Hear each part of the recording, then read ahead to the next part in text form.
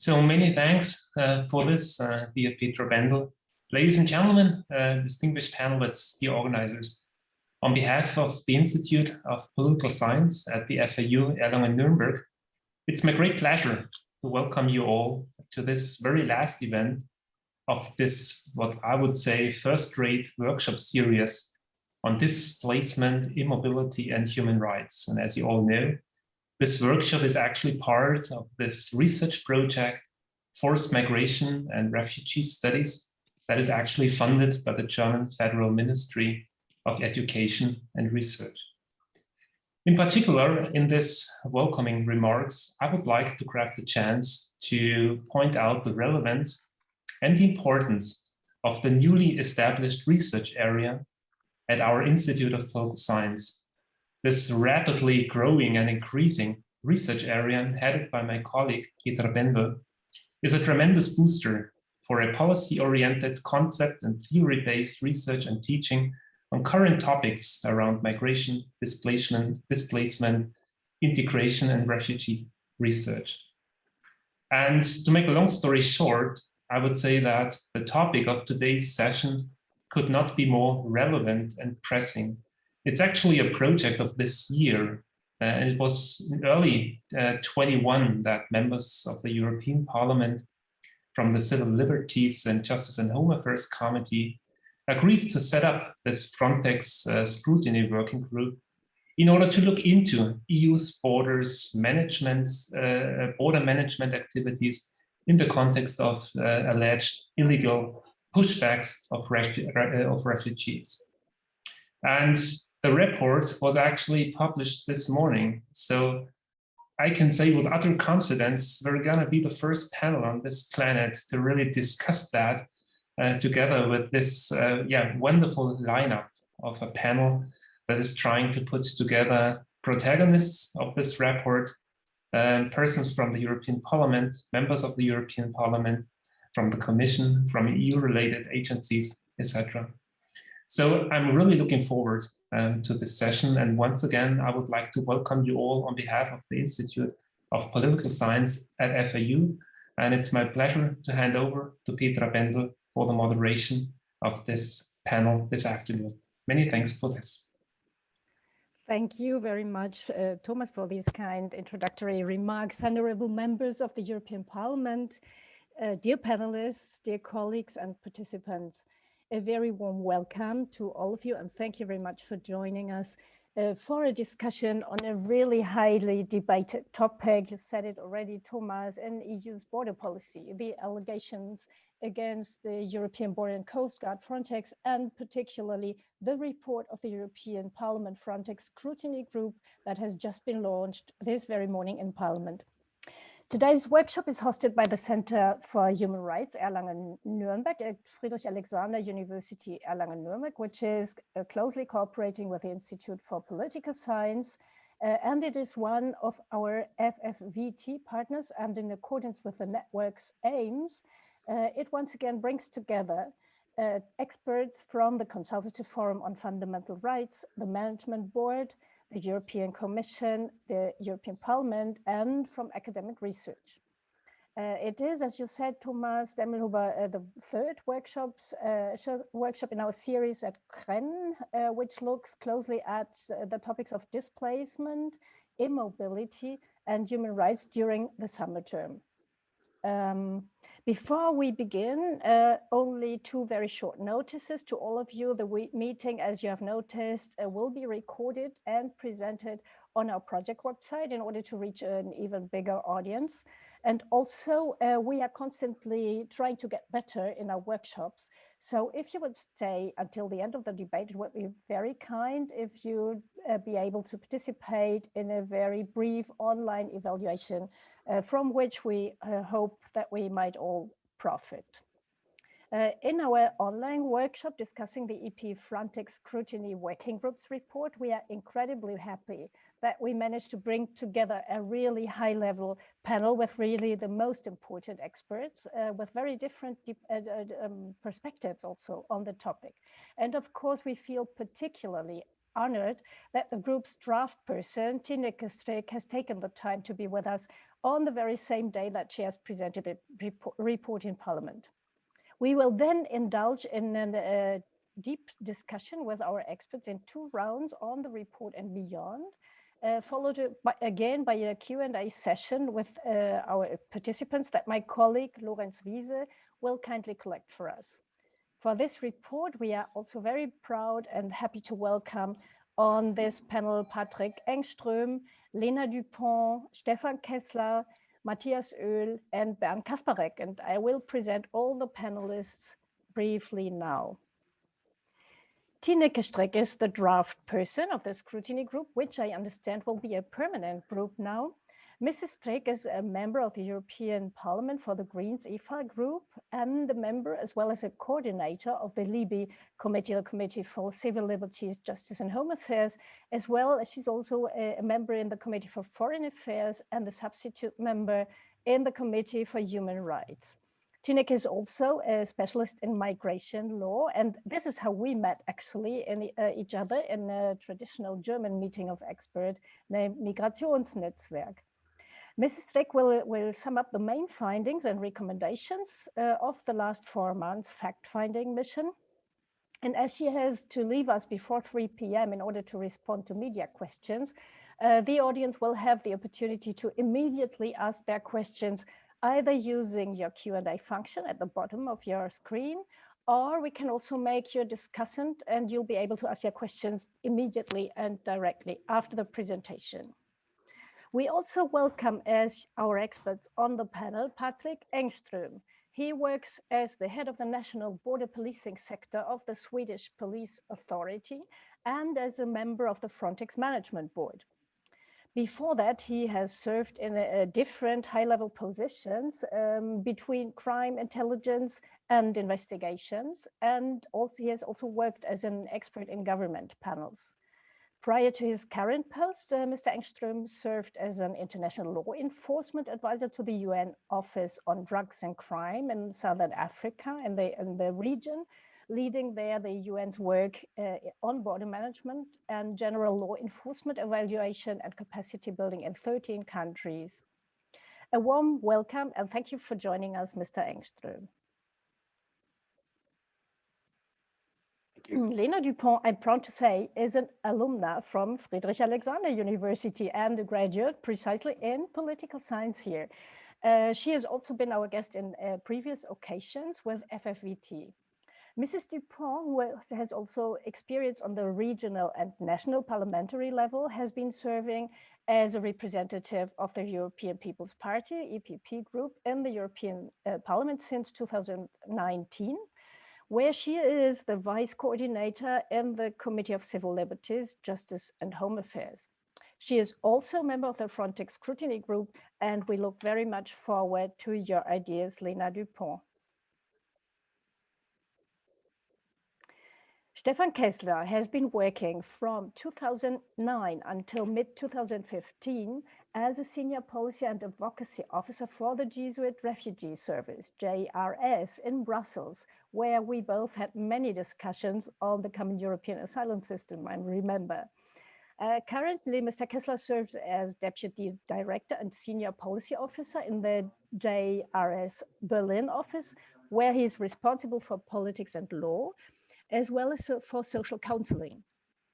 From its foundation in 2012 to 2019, he served as a chair of the Frontex Consultative Forum on Fundamental Rights, which brings together key European institutions, international and civil rights organizations to advise the European Border and Coast Guard Agency in fundamental rights matters. Thank you for coming, Stefan. Matthias has been working in and for the European Commission for more than 20 years, is that right? Inter alia as a director for migration and security funds and as the head of unit for asylum. In DG Migration and Home Affairs, he works now as the director of the Department Borders, Interoperability and Innovation, and he's also an alternate member of the Frontex Management Board. Thank you for being here too, Mr. Öl. And one of the FFVT network's tasks is to foster the dialogue between politicians, practitioners, and academia. And it is today Bernd Kasparek's role to represent academic research on Frontex here on our panel. Mr. Kasparek is a mathematician and a cultural anthropologist. His research interests, not surprisingly, are the European migration and border regime, Europeanization, asylum policies, and of course, the Coast and Border Guard Frontex. Bernd is also a founding member of the Network for Critical Migration and Border Regime Studies, called CHREN, and a member of the board of the research association Border Monitoring.eu. Currently, he works on a Horizon 2020 project with the acronym RESPOND, with which analyzes the multi-level governance of migration in 12 countries.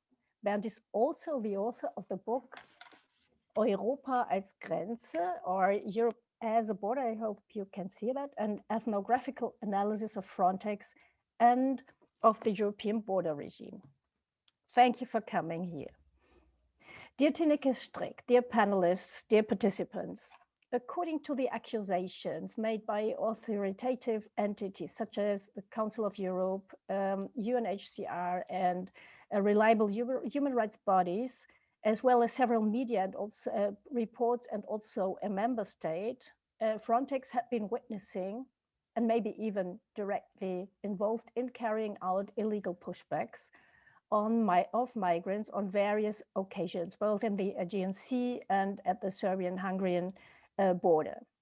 As Tineke is very busy, as I said, with press statements after the report's presentation in Parliament today and must be leaving before 3 p.m., I will immediately hand over the floor to her. Dear Tineke, thank you for finding the time to talk to us. You undertook a fact-finding investigation at the functioning of Frontex, including its reinforced role on integrated border management, the correct application of the EU acquis and its 2019 mandate, and in particular, its compliance with the application of fundamental rights. Did Frontex, certainly the most powerful agency within the EU, indeed turn a blind eye on human rights violations? How did the scrutiny group assess Frontex's own footage on the alleged deficiencies in complying with this obligation? And what did you find out, and what are your most important recommendations? The floor is yours. Thank you very much for this invitation to this really rich panel indeed. Just a practical message. I am available for the whole first round, so until 3:15. So I would be happy to also hear the views from others on the report. We didn't have the chance until now to have a discussion with other actors, so happy to take part in that. Yes, it's indeed very timely, of course, and I think this report is timely for a long time already, because the problems with allegations of fundamental rights violations take place for a long time already. We have indeed a huge amount of consistent reports. A lot of MEPs urged the Commission for a longer time to step up its enforcement of the fundamental rights obligations at the border by the member states. And this is actually the only thing that the European Parliament could do until now. But when the Bellingcat report in the autumn also showed clear indications that Frontex had a certain role, maybe was involved or was aware of what was happening, that was, of course, an important basis for us to start an inquiry. And Frontex was already under scrutiny, of course, in the European Parliament. It's also in the regulation foreseen that Frontex is accountable to the Parliament, but that was under the framework of the Schengen Scrutiny Group. But because of these allegations and you know, the raising attention for the role of Frontex at the borders regarding fundamental rights, the Parliament decided to establish a separate scrutiny group. So now we have a scrutiny group dedicated to Frontex only. And this is our first mandate within that permanent mandate. So we had the task for a 4 months fact-finding investigation.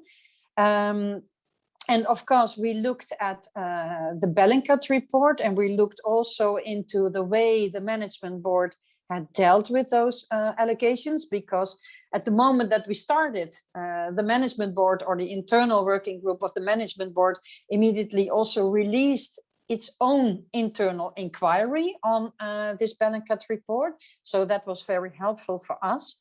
But we also looked further. We also asked several external actors to provide us with their reports, with their perceptions and experiences. We also did not want to focus only on Greece. We really wanted to focus on the role of Frontex wherever they have a joint operation, because they all have a different role, of course. Like in Croatia, they give aerial support. In the Mediterranean Sea, it's a different situation. So we really wanted to see, okay, if there are allegations on human rights violations, what does Frontex do? You know, how do they take the reports into account, and how does it internally function when there are serious incidents reports or advices from the fundamental rights officers or the consultative forum? So that was really our focus. Our focus was not to see are these allegations true or not, because we don't have the means to do so. Therefore, we also had a very limited possibility to look if Frontex was really also actively violating the human rights itself. So, but we found it more relevant to really look at, okay, how does it fulfill its fundamental rights obligations? And then hopefully know and learn more about the risk of becoming involved in human rights violations. So this is the way that you have to look at the report also, and the documents and the sources that we used. And what we found, our conclusion is, indeed, so that's not surprising that we did not find immediate, concrete, conclusive evidence that they have a direct performances into this serious incidents that we examined, which was a very limited number.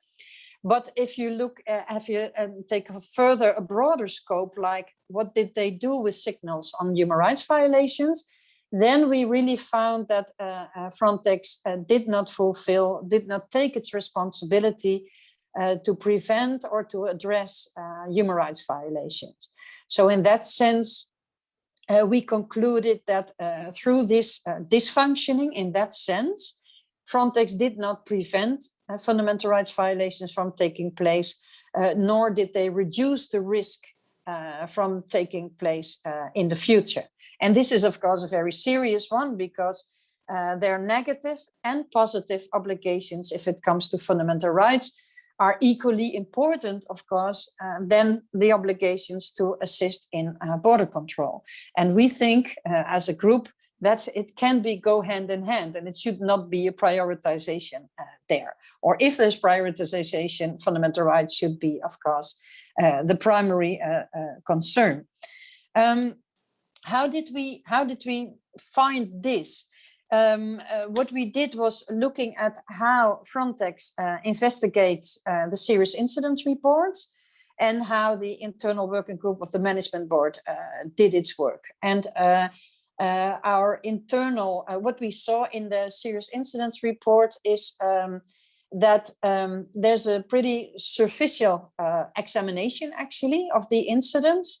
That you see that if something is being reported, that then it depends on which category it is. But if the fundamental rights officers goes into handling the case, that actually the first step is asking the government what their answer is, if they can confirm the allegations or not, but if they say, no, this has not taken place, or you see it wrongly, this and this has taken place, then you see often that the next step is, okay, then we close the case and that's it.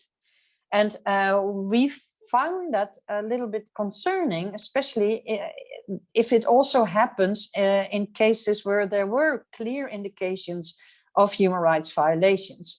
For instance, one of the incidents that also the Bellingcat report came with 18-19 April, Frontex showed us a footage that they made themselves from their airplane in the Aegean Sea. of a pushback taking place. There was a rubber boat with migrants. They were taken off and put on the vessel of the Greek Coast Guard. Then the Greek Coast Guard brought them to the Turkish waters, put the people back again in the rubber boat, removed the motor and sailed away. And that all happening in the middle of the night. So what we saw is that the Greek Coast Guard was at that moment putting people's lives in danger and leaving them behind. So they were safe because they were put on the Greek vessel and then afterwards being brought in dangerous and unsafe situations again. This is a very serious incident, of course, and in that incident we also found that the executive director decided to recategorize this incident. So that was primarily a human rights incident, but the executive director decided to make it a more general incident, which as a result meant that the FRO was taken off that case. And so then the executive director started dealing with it itself. Now, this is one example, but it is a very telling example, I think. But there were more of them. And also in those 13 incidents, that in 3 cases, for instance, the Greek Coast Guard had wrongfully said, no, they were in the Turkish waters. The management board had found they were in the Greek waters. But the response then of Frontex is, okay, that was wrongly defined and that's it. The case was nevertheless closed afterwards. So what I want to show is that there's really a lack of a proper examination or follow-up if it comes to allegations of serious indications of human rights violation. I think if you come across such serious incidents, there needs to be a more adequate response. And especially if such indications come from one country more often, then it should trigger another mechanism, namely the Article 46 procedure, really evaluating what is the situation if it comes to fundamental rights in that specific host member state. And for that procedure, it's a clear obligation in the regulation. No procedure is yet developed or established. So there are no steps designed that the management, the director has to undertake in order to, in a transparent and objective way, assess if the violations are of that nature that the operation needs to be suspended or other measures need to be taken. So this is also one of our recommendations. Such a due diligence procedure should be developed immediately in a transparent way and with the assurances that the fundamental rights officer and other and external actors' information are taken into account. And to start with Greece, because there are many serious incidents reports coming from Greece, and there are also a lot of reports from external sources also giving a very worrisome picture of the situation at the borders with Greece, Turkey. And this is another point, because how does the agency take into account concerns from others on the fundamental rights? We found it pretty also surprising, but also concerning that Frontex itself or the executive director seems to take into account reports from Council of Europe, the Greek Ombudsman, UNHCR on human rights violations. That if they get a response, it's a very general pro forma response, but we don't see it being taken into account. I also read some of the risk analysis, vulnerability assessment, and I don't see that fundamental rights is an issue being dealt with in those analyses. So actually that means that Frontex, so the units doing these assessments, do not have this fundamental rights expertise, so it seems. So that would mean that Frontex completely relies on the expertise of the fundamental rights officer and the consultative forum. We think that should not be this way. We think the whole organization should have this expertise on board.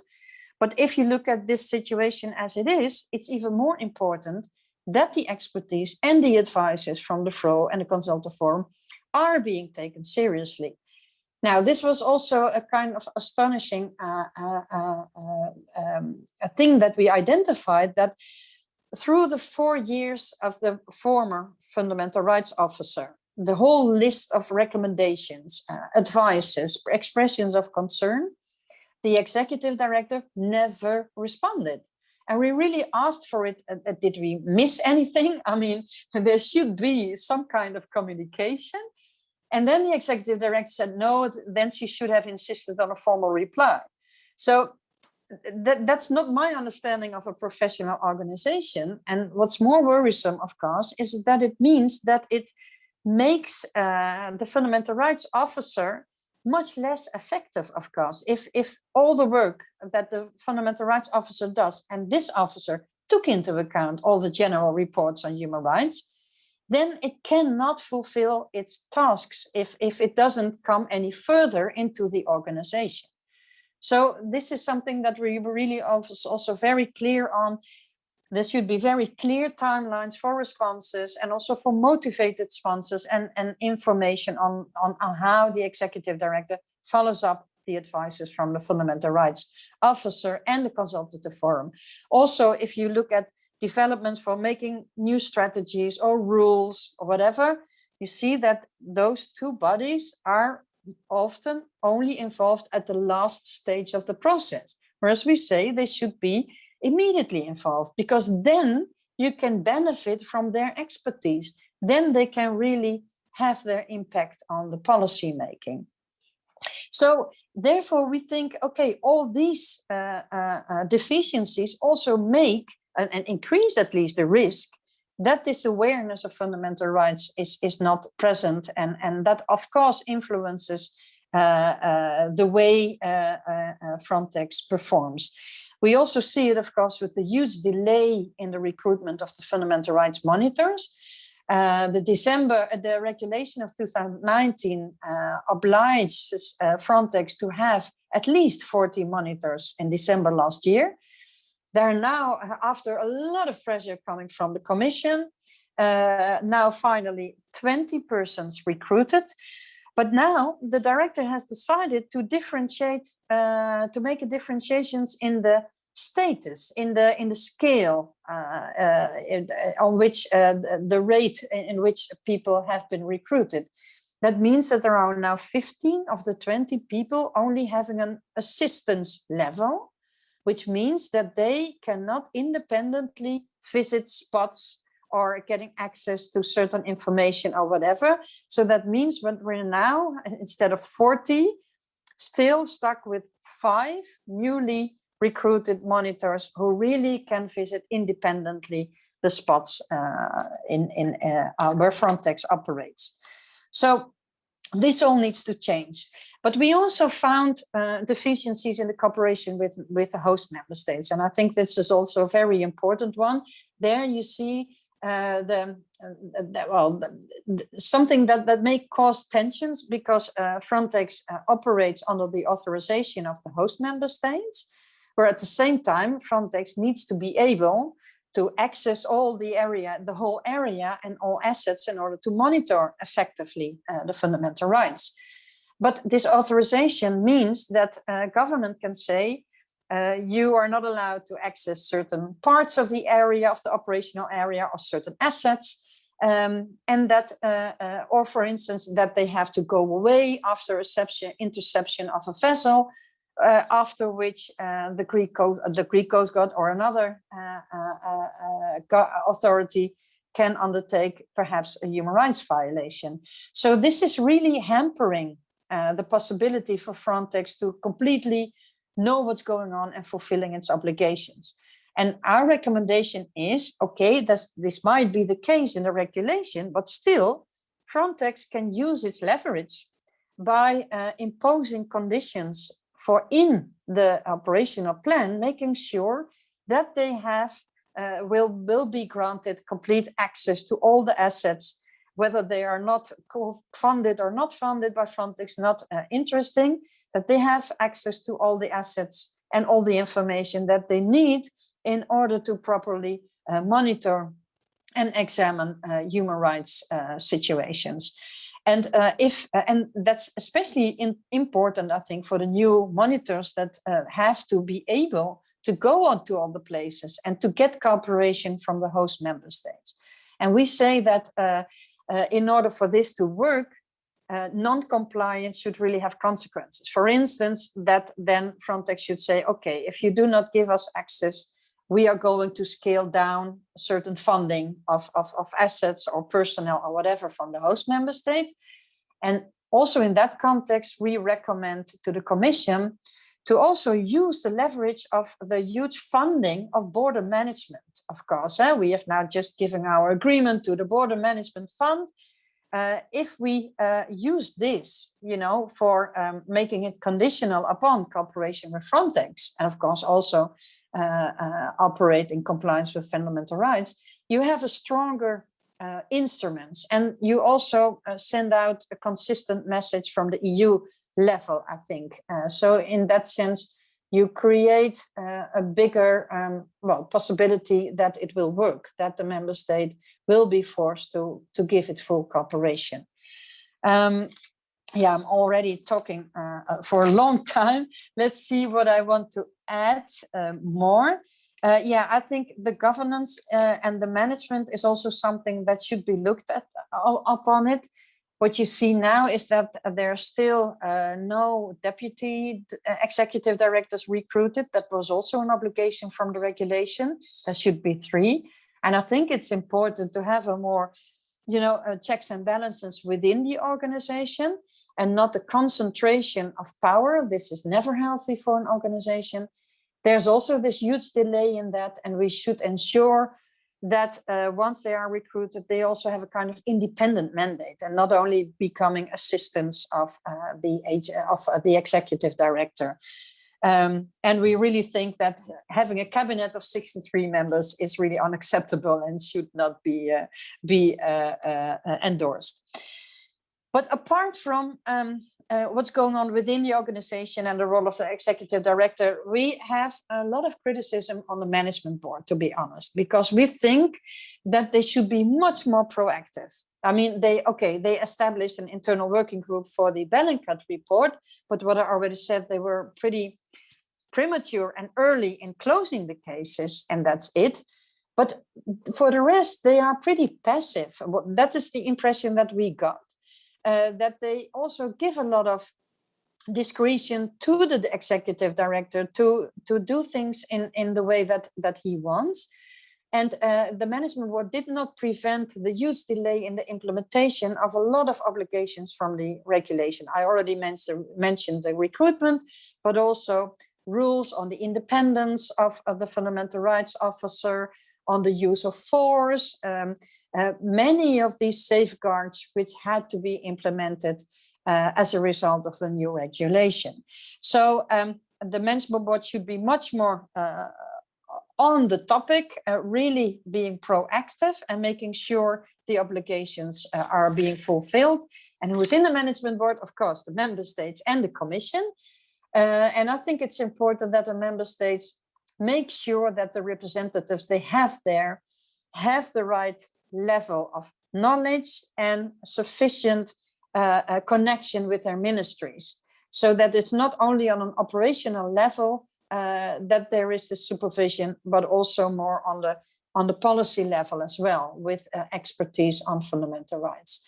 And that the Commission should also play an important role in the management board, but also outside of the management board, both actors are of vital importance. I think because the member states tend to, always look at Frontex like they are guarding our borders, they are solving our problems, but they should really, therefore, take their responsibility to make sure it is a fundamental rights compliance, and maybe also, discuss it in the Justice and Home Affairs Council as well, if things are not going right.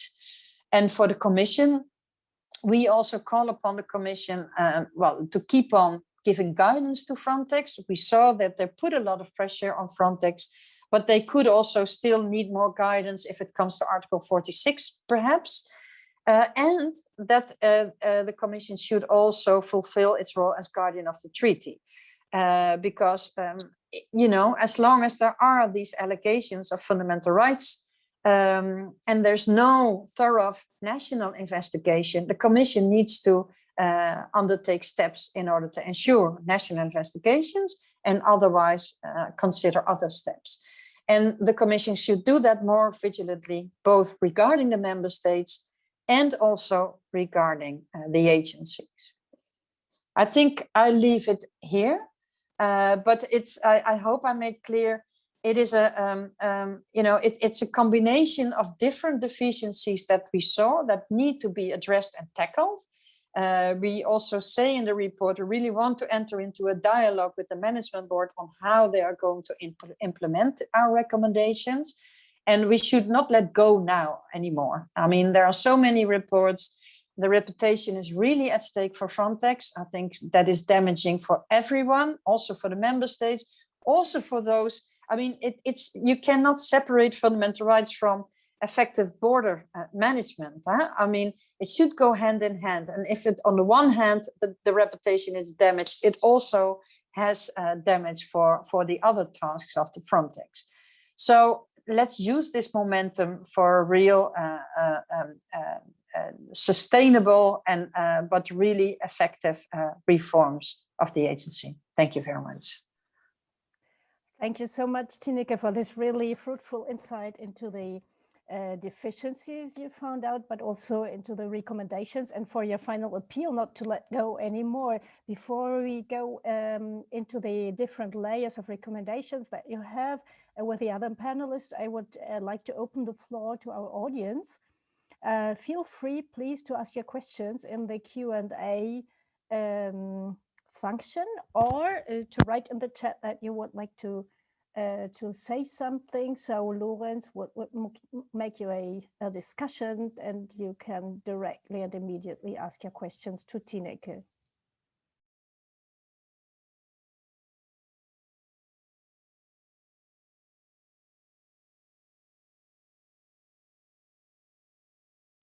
This is like in the classroom, remember, you always have to wait like 3 or 4 minutes for the first shock to pass. But then I saw in the audience we have very high level participants also. So please feel free to ask your questions.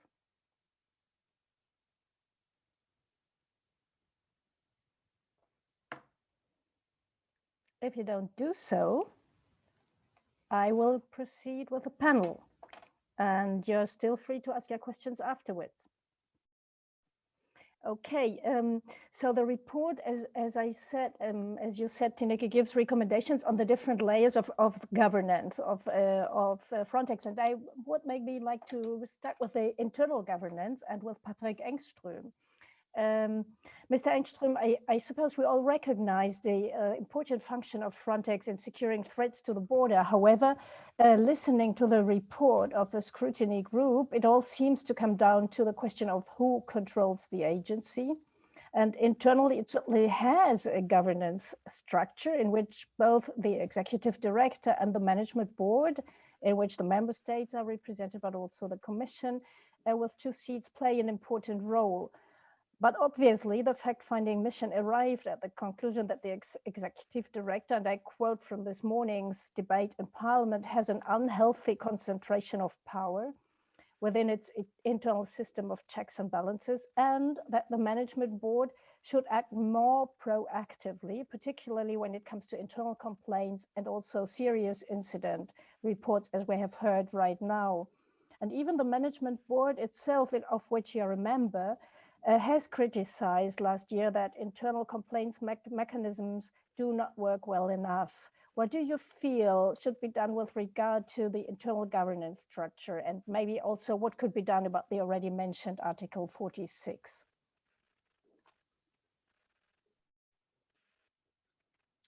Right, thank you, Petra. Those are huge questions. And I would just like to start by just clarifying that in this particular panel, I represent Sweden and the Swedish voice in the management board. I don't represent the entire Frontex management board, just to make that absolutely clear. Secondly, I would like to thank Tineke for the presentation on the report.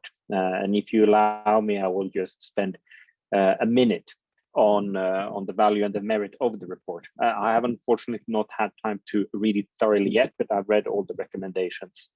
And I think this, from my perspective and from the Swedish perspective, this kind of a scrutiny report can only assist and help the management board in the task of ensuring a healthy strategic management of the agency.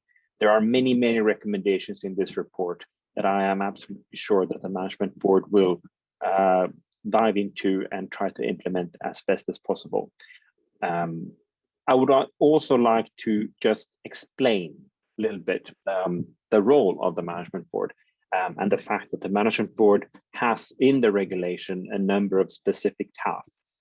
The management board meets between 5 or 6 times a year.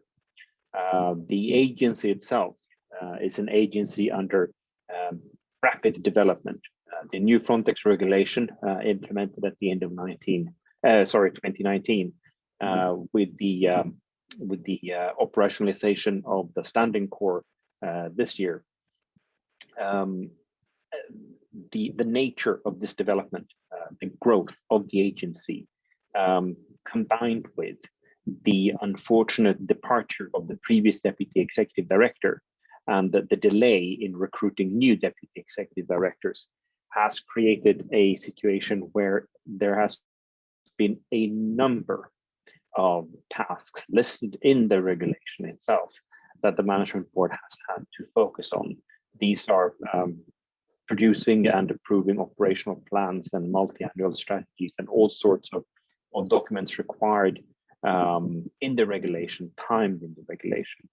And we in the management board, and particularly I would say in the executive board of the management board, already at the start of this year, identified that the management board needed to be better at guiding and assisting and advising the management of the agency when it comes to governance issues, various governance issues.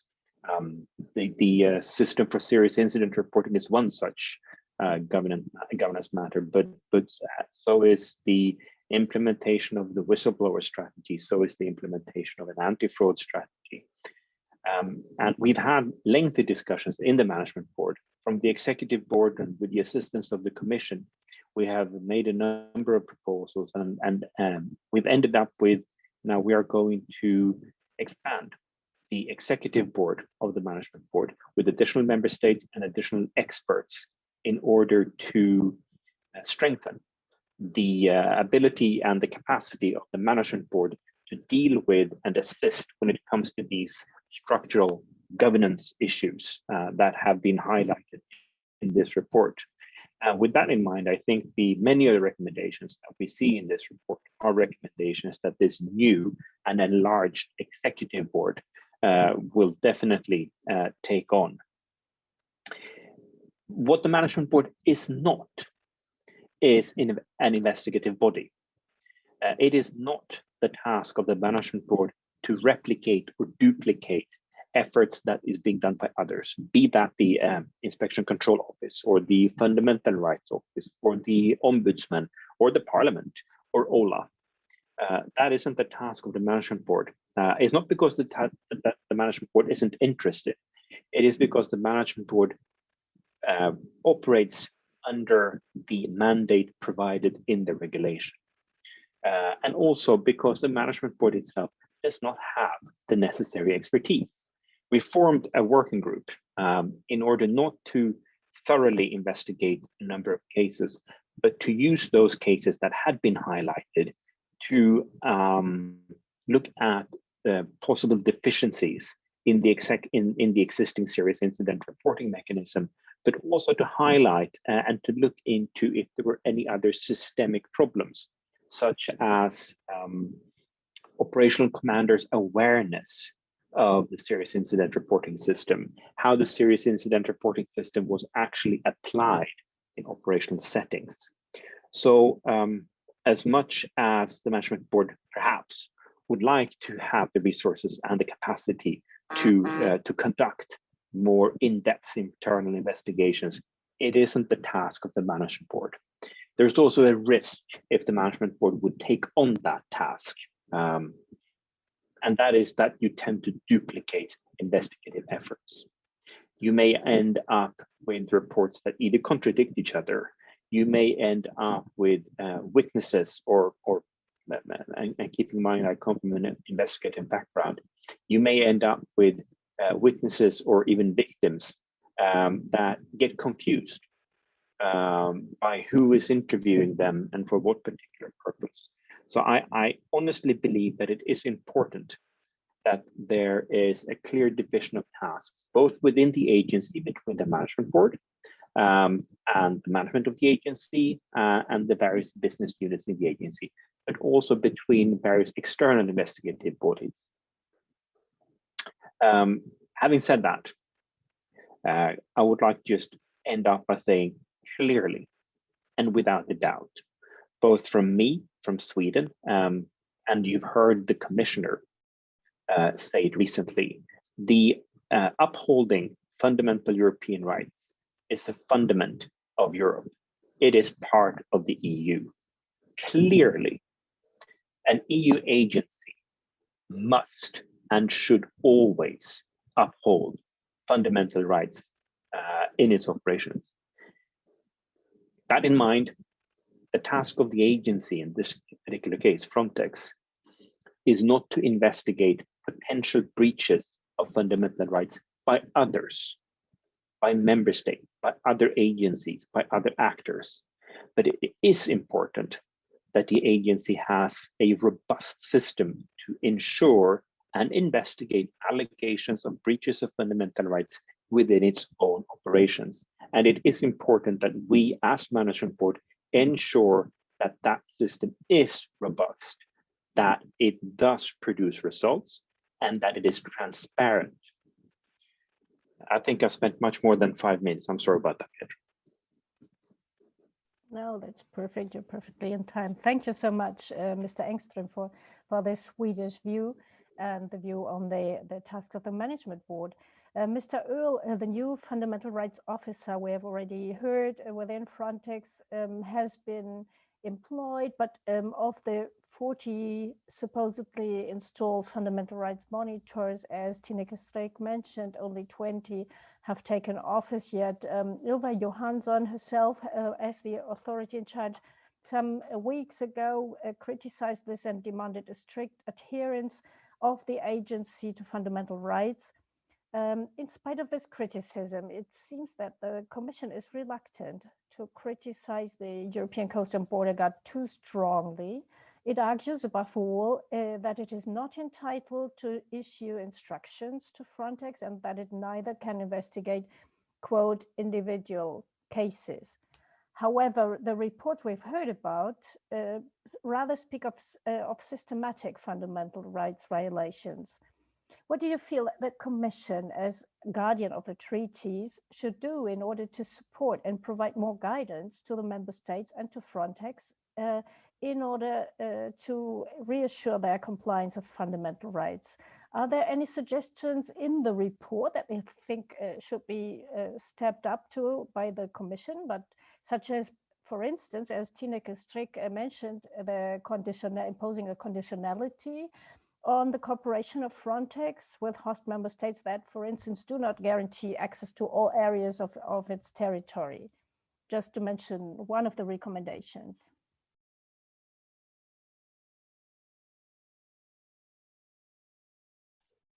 Thank you very much, Mrs. Bende. Good afternoon to all participants, and thank you very much to Tineke Strik for the presentation of this really excellent report.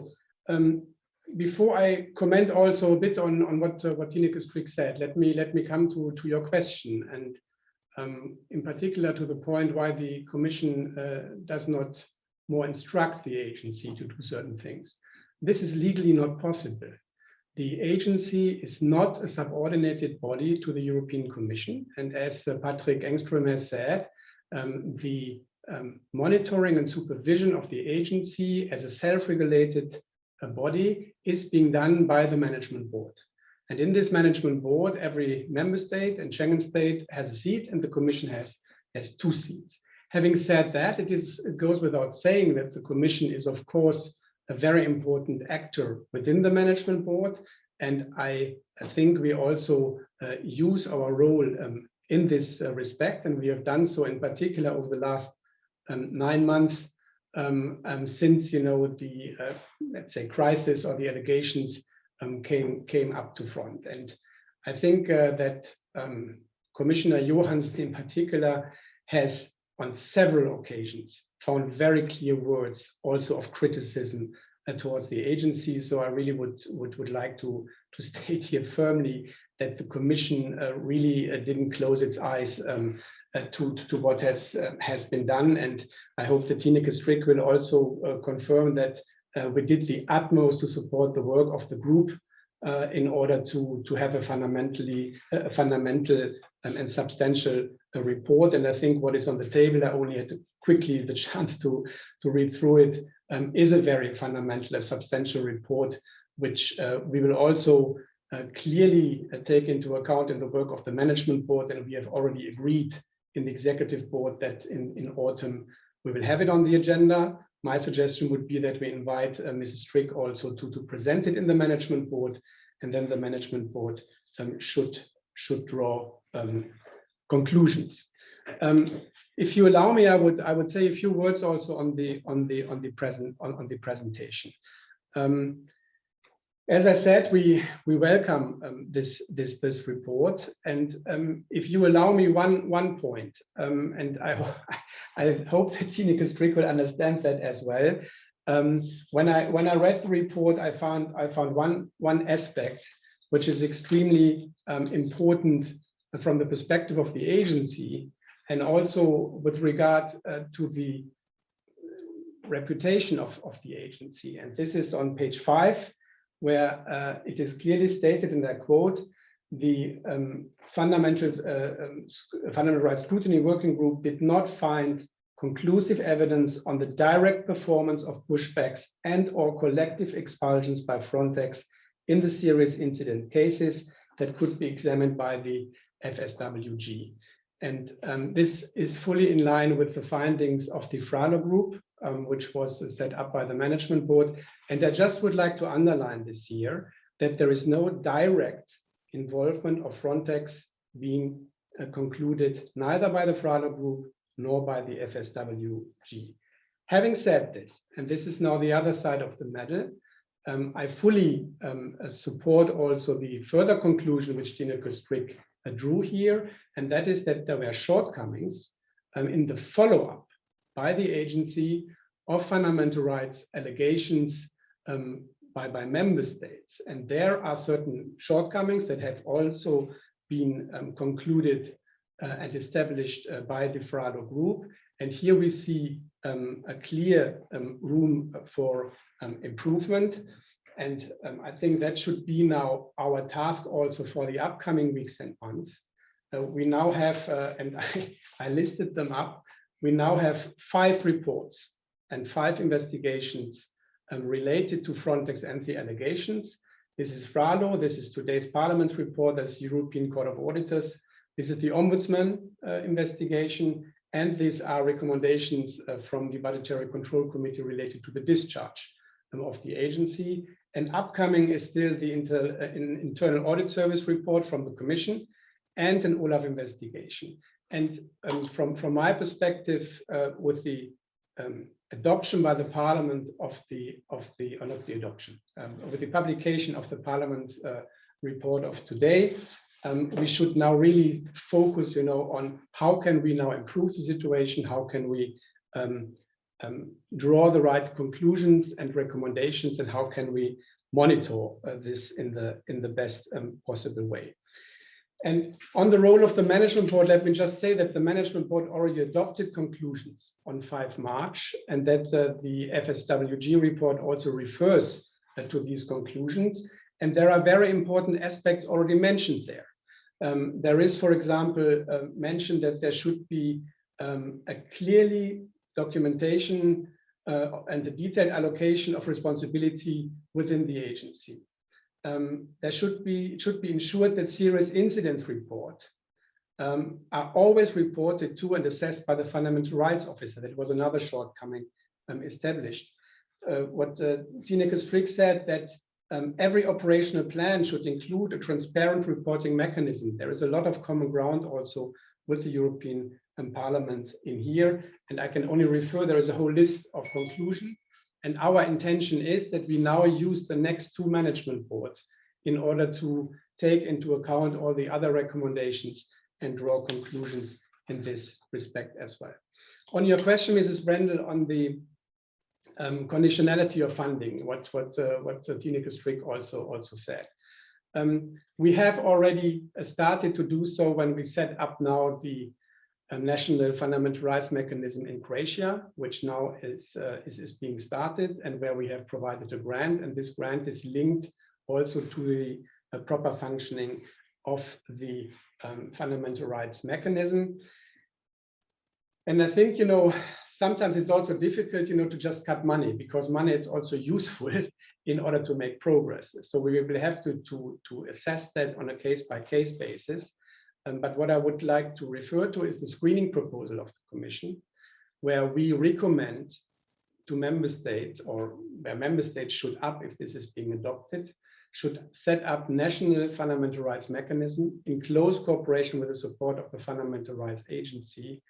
And the idea is that with these national fundamental rights mechanisms and the fundamental rights officer and the fundamental rights framework within the agency, we have a much better network in order to ensure that fundamental rights breaches are investigated and followed up. On the 3 deputy executive directors, just one point. We had last year the problem that the back then fundamental rights officer had a serious illness, and that led to a certain postponement of the recruitment. I'm not talking about the monitors, of the recruitment of the 40 fundamental rights monitors. We are happy that 20 of them have been recruited by now. I talked this week to the new fundamental rights officer, who said that he is optimistic that the selection of the next 20 can be finished by the end of the year. To be noted that this is the responsibility of the fundamental rights officer. And because of the illness of the former fundamental rights officer, there was a certain postponement. The Commission has always, as Tineke Strik said, appealed to have 40 AD grades, which is the Höhere Dienst in German. And we will now have probably 25 ADs and 15 ASTs. But we also made up our mind that this mixture should be sufficient. So I think from our perspective, if we have in the beginning of next year 40 monitors with this mixture, that would be from our perspective sufficient and okay. And then we will have to see how the system functions. Patrik Engström has said, that the management board has drawn the right conclusions after autumn in order to improve its monitoring functions. We have a new governance structure, and now I come to the 3 deputy executive directors. We were able to set up, and it was a long way and a tough work, a new organizational structure of the agency, which foresees clear reporting lines, clear independent roles for the 3 deputy executive directors. And we could only start the recruitment of the 3 deputy executive directors after we had this structure available. I can inform you that we are currently in the process of the recruitment. The pre-selection interviews have started, and we hope that in autumn we will then have the 3 DEDs available. I could continue, but I stop here in order not to become too long, and we can maybe go further in depth in the upcoming discussion. Thank you very much, Mr. Oehl. I saw Stefan Keßler violently shaking his head when it came to the fundamental rights monitors. We come back to that, and also to the idea of a screening proposal on the national monitoring and other types of monitoring during our discussion, I hope. I would like to ask Lena Düpont on the debate this morning in the European Parliament. We got the impression that this is a highly debated, a contested topic, and it seemed even that the scrutiny group was highly divided in some aspects. MEP Bettina Follett said it was, quote, very hard reaching compromises. MEP Eric Marquardt said we didn't make life easier to one another. And one MEP from the ECR group talked of many divisions here and stated that his group was not at all satisfied with the report. Could you briefly sum up which were the most contested topics on the one hand, and what are for you the most important recommendations as you represent the EPP group? What are the most important recommendations the report comes up with, and directed at whom? Yes, thanks, Petra, for this, for not only for the floor, but for this very important and timely discussion we are having here. And let me also start by first remark on the panel so far. I think it's very good that we somehow find, and at least I would call it common ground here, that our aim is to strengthen the agency, to make it work properly, to implement the revised mandate, also having in mind, and I said that also constantly, I know that Tineke now will nod the head because it was part of our discussion in the scrutiny group, that the agency had undergone a series of revisions of mandates since its establishment. So I think that also here it needs to be taken into account that this would have challenged every organization. So being revised 4 times since its establishment is not something that we can just disregard in the overall debate. And I was like now try to also pick up some of the comments that were already made, because they are sometimes really touching upon the very contentious issues. And sometimes we were always the ones reminding everyone also in the scrutiny group that there are changes undergoing in the agency itself, partly to the pressure also from our scrutiny group, but nevertheless that they need to be reflected also in our assessment on what is going on in the agency and on the ground. I think the common ground here that I already also identified here on the panel is that we do want to have a proper functioning agency, which core business is border protection, which needs to be, and I said also this here tomorrow in the presentation of the report, which needs to be efficient, which needs to be consequential, but of course also in line with our values and fundamental rights that we uphold as a European Union.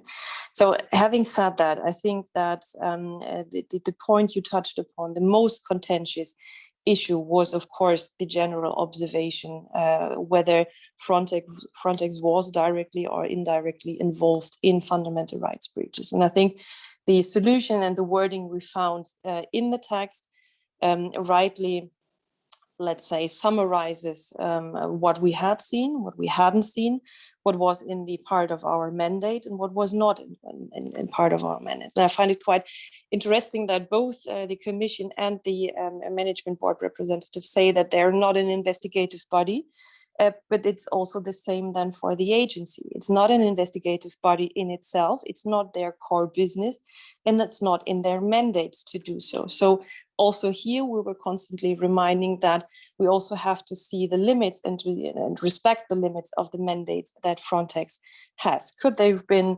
like we also said, and this is one of the recommendations I would also see as a very important one, could they have been more proactive in following up on questions on fundamental rights breaches, possible fundamental rights breaches? Yes, they could. And it's good that there now is at least a discussion and hopefully also a proposal, and not only recommendation, but a kind of a plan being set up on how to follow up on these things, whether one official letter is enough or not. So here we do have, I think, one of the very valuable and important recommendation that also we did as a parliament, also respecting the limits the agency have, because they are not in an investigative body. When it comes to the changes I saw and we saw also as EPP, but also within the group, there was a broad consensus that, of course, it is good that we now have movements when it comes to the fundamental rights monitoring, when it comes to the working relation between the FRO, good that he is there now, and good that he had taken up his post, I would say, quite in a very structured and very strong way. So good that he's there.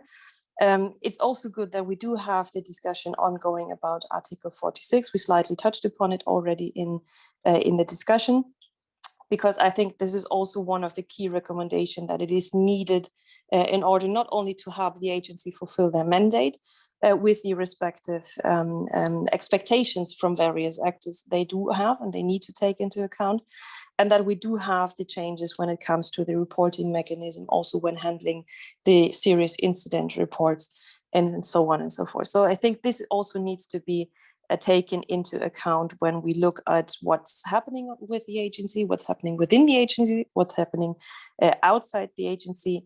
And I do very much welcome that also both management board representative and the commission here state that they are really interested now in engaging a lot more than they probably did before, because I think that is only for the sake of the agency. And of course, what also the ECHA report touches upon, for the very important topic of implementing the current mandate that is on the table, because I think a lot of problems might not have become that serious if the mandate was implemented properly. And I think that we do not need to have a discussion on how to evolve it further, but that proper implementation of the current mandate is one of the key tasks that we all need to step up to, whether we're coming from the member states, whether we're coming from the commission, also from the parliament side, that we need to fulfill our task here in order to help the agency put in the needed changes. Thank you very much, Lena, for this report. And I come directly to Stefan Keßler. Stefan, as a member and former chair of the Frontex Consultative Group Forum, you've been involved in many critical situations and also fundamental rights complaints. And as we have heard, the report presented today did not pretend, nor was it mandated to do investigations, several panelists have said so, to the allegations against Frontex themselves, but rather followed up on the question of Frontex footage on the investigations. The report mentions also that the Human Rights Officer and the Consultative Forum have often not been involved in important decisions as they should have been, for instance, when launching or suspending joint operations in a member state, or at least in a very late stage. Which recommendations in the report do you welcome? Where do you see eventual shortcomings, for instance, when referring to the independent monitoring mechanism at the borders? And a second question, belonging to religious non-governmental organizations, do you feel that civil society should play a more important role, as should international organizations like UNHCR, when it comes to control the agency? Well, you could write a dissertation answering this question, and I shall do that within 5 minutes. I'll say what I can, but I would like to emphasize firstly that I'm not representing the the Consultative Forum on fundamental rights. I'm speaking in my personal capacity, but I'm not mandated by the Consultative Forum to speak on their behalf.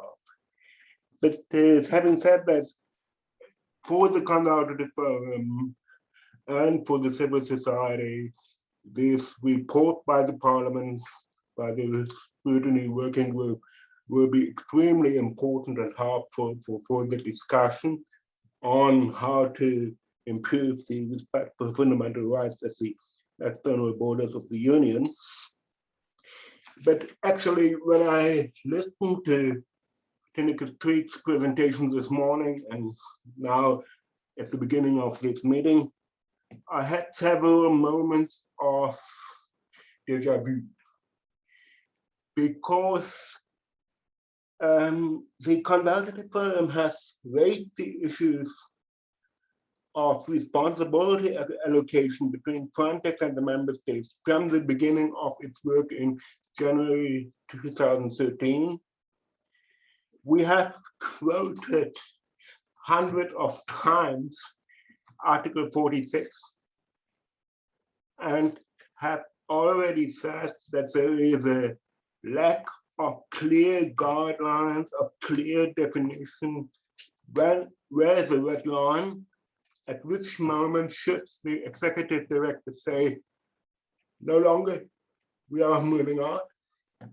There has been a long discussion with the agency, with the executive director, with the management board on that. And I can only hope that the Parliament's report will help in finding a solution to that. The report, and Mrs. Strik personally has rightly pointed out that Frontex had a positive obligation to promote the respect for fundamental rights by member states and to follow up on serious incidents reports on allegations, a positive obligation. However, already in 2014, we had, for instance, discussed the Pharmakonisi incident in the Greek GMC at length, where the Hellenic Coast Guard had intercepted a boat coming from Turkish border, and during this operation, the boat capsized and a lot of passengers on the boat died. The Greek authorities have stated, no, there was no wrongdoing at all. And Frontex, without looking into the details of the case, simply accepted that. We have, of course, reported the discussion between the consultative firm and the agency in the annual report for that year. And this has even resulted in a harsh statement by the management board and the executive director accusing the consultative firm of not respecting the boundaries of Frontex mandate. So we have called for the respect of the positive obligations by the agency and have been in turn criticized by the agency for that. So I hope that would not come again, but this was not very encouraging. Then the report calls several times, if I have understood it rightly, for the strengthening of the role of the Fundamental Rights Officer and for more staff and means allocated to the Fundamental Rights Office. This has been a sort of mantra of the Consultative Forum since the beginning, and is still a sort of mantra that we are calling for. I could go on and on with that, especially the discussion on whether Frontex should be removed from Hungary has never been very encouraging. However, to make a long story short, from the beginning of its work, the Consultative Forum has raised and persistently continues to raise the issues that are discussed today. So there's nothing very very new. This is not a criticism of the report, but it should not have been very new to the Commission, very new to the agency, what the report has been pointing out. The interaction of the Consultative Forum with the European Parliament, particularly with the Libe Committee, has proven to be very fruitful. That's for sure. On the other hand, Executive Director, Management Board, and especially member states have been sometimes extremely reluctant in introducing substantive changes to the policies and practices in Frontex daily activity.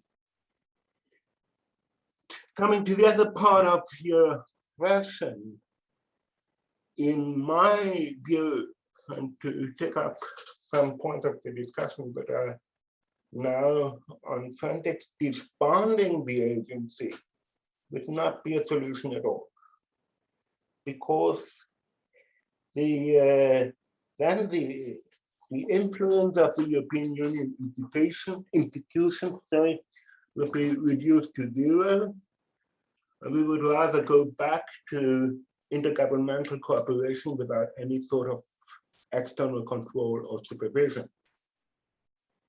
On the other hand, and there might be a shortcoming, if you want to call that, of the scrutiny working group.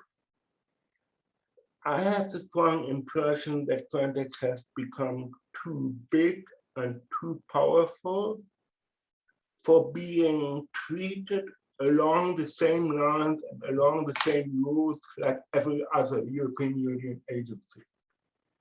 So I think the current legal framework for a European Union agency does not longer fit the needs that we have with regard to Frontex. Therefore, the overall legal framework for Frontex should be, unfortunately, revised again. The influence of the European Parliament should be strengthened. The independent fundamental rights officer must be able to act in a framework that guarantees her or now his independence. The power and the allocation of staff and means for the Fundamental Rights Office must be improved. It should be ensured that reports on fundamental rights violations are not just filed away. That's my concern with regard to the monitors. What happens if a monitor monitors something? If a monitor files a report? If a monitor reports a human rights violation? There's no clear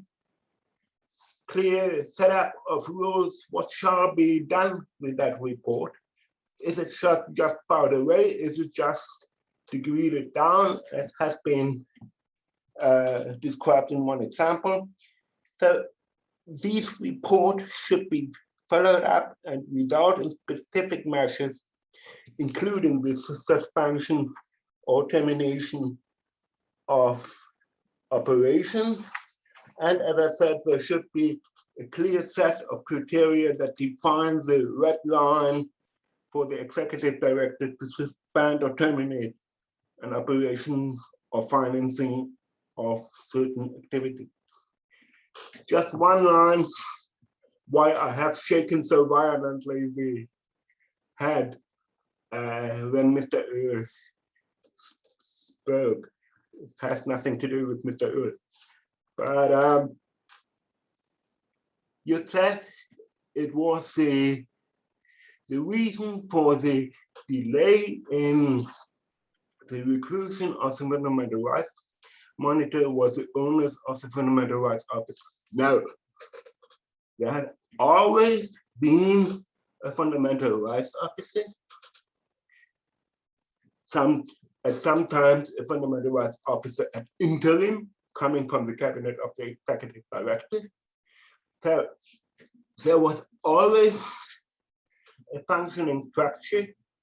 So no, it was not the fault of the fundamental rights officer. It was the fault of the recruiting processes and those involved in that the fundamental rights monitor have not been recruited in time. That's I just wanted to press some sort of in defense of the fundamental rights officer at that time. Thank you. Thank you very much, Stefan Keßler, for this position. And Bernd Kasparek, last not least, as the academics always have the task to wrap up, but also to broaden the view, I would like to ask you, in your recently published book, which I showed already, Europa als Grenze, or Europe as a Border, you claim that integrated border management is not just technological, but rather a highly political question, and that migration management should therefore be repoliticized. Do you think that a report like the one presented today could be the beginning of such a repoliticization, or should be? And which recommendations in that sense would you find most important, or is there also anything that you miss? Yeah, thank you very much for the invitation, and thank you for this beautiful panel. It's really very interesting to get these different perspectives together. Thank you also for the introduction. I wanted to say that it feels a bit like a déjà vu, but Stefan Keßler already said this, so I just have to repeat it. Perhaps it's a déjà vu of a déjà vu. But I was called to as an expert in a session of the Bundestag last October of the Innenausschuss of the national equivalent of the Liebe Committee, where we were discussing the new pact on migration and asylum. And of course, it was a highly legal discussion, obviously, because it was much about legal provisions. But me being an ethnographer, I just had to introduce the knowledge and the empirical data that we have gleaned from our research, which we have been conducting at the borders. And I just have to say it again. I think at the very moment we are confronted with an epidemic of pushbacks happening at many sections of the European borders. It's not just the 13 cases which have been mentioned in the, for example, in the report of the management board's working group, but for example, if we listen to the UNHCR, it must be believed that there's a couple of hundred documented pushback cases at the Aegean border between Greece and Turkey for 2020 alone. And from our research, I can also add that we know that pushbacks are happening systematically at the Greek-Turkish land border along the river Evros. And I think this is a reality, and I think this is something we need to confront. Now, to answer your question, to come back to the I had the chance to study the report of the scrutiny group briefly, and it also felt a little bit like a déjà vu, because you mentioned that we were working in the Commission-funded Horizon 2020 funded project Respond. Well, in early 2020, we presented a report, we being my colleague Lena Düpont from Glasgow Caledonian and myself, where we looked into the accountability and transparency practices of the agency in relation to fundamental rights. And we concluded back then that all the 6 mechanisms which we looked into were individually insufficient to guarantee a strong compliance with fundamental rights within the agency. And furthermore, we identified what we called patterns of evasion, saying that the agency exhibits a largely instrumental approach to information produced from the internal reporting systems, which often serves as the basis for decision making. And this is also in the report, the agency disregards inconvenient recommendations by the Consultative Forum and the Fundamental Rights Officer, and remains silent on knowledge gleaned from surveillance capabilities that could shed light on incidents of violations of fundamental rights. And of course, the agency continues to deflect responsibility for fundamental rights violations to national authorities. Now, there is a whole kind of legal gap, I think, how claims to fundamental rights violations can or cannot be adjudicated on the European level. I will not get into this because I think the excellent work of Melanie Fink, I'm sure a lot of people are familiar with her work, it kind of dissects this very, very clearly. I would like to add to something that Stefan Keßler has already mentioned. In my book, Stefan Keßler has already mentioned concerning the legal framework or the governance framework of the European Coast Guard Agency. So in my recently published book, I have traced the particular institutional form of a European agency to the second wave of agensification around the turn of the millennium, so around the year 2000. And based on an understanding of European society as risk societies, if we want to use the term Ulrich Beck has introduced, the Commission began to create a plethora of agencies. For example, the European Medicines Agency, we're very familiar with this one because it approved the vaccines against COVID-19. Or we have a European Food Safety Agency, which was created after the BSE crisis. So we understand that agencies originally on the level of the European Union are highly technical entities which are trying to network technological or scientific expertise.